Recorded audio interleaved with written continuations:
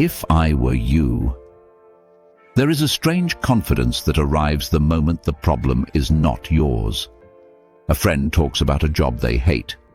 Someone else speaks about a marriage that feels heavy. Another person confesses that they are tired, confused, stuck. And almost instantly, the sentence appears.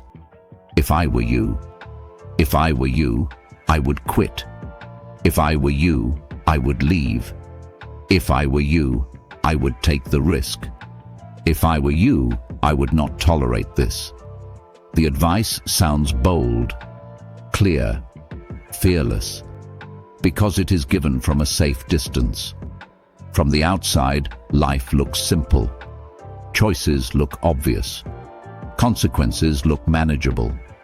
From the outside, there is no fear of losing income, no fear of disappointing parents, no fear of breaking routines that quietly keep everything standing. No fear of waking up at 3 a.m. wondering if the decision was a mistake.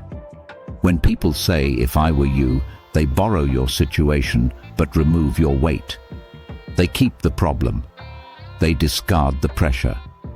They imagine your life without your history, without your responsibilities, without your scars, without the promises you made to yourself and others. They see the chessboard, but they do not feel the clock ticking.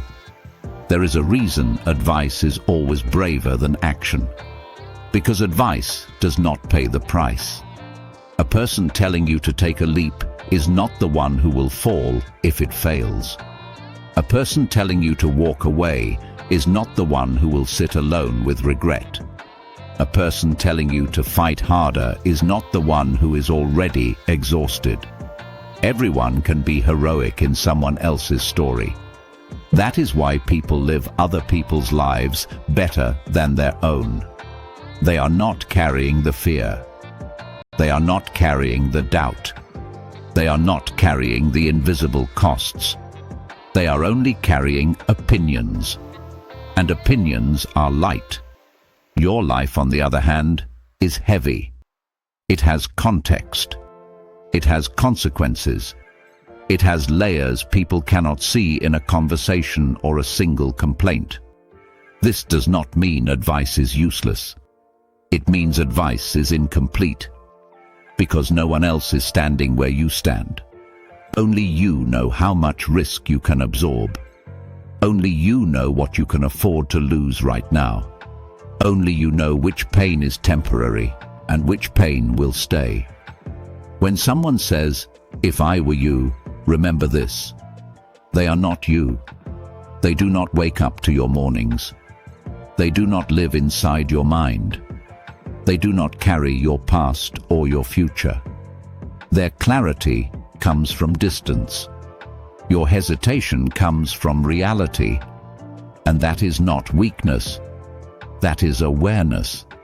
So listen, consider, reflect, but never confuse someone else's confidence with your own readiness. Living your life well is harder than advising it, and that is why it matters more. The world will always tell you what it would do in your place, but growth begins the moment you choose for yourself. Subscribe to Vantage Aditya for more stories that make you think deeper about life, decisions, and leadership.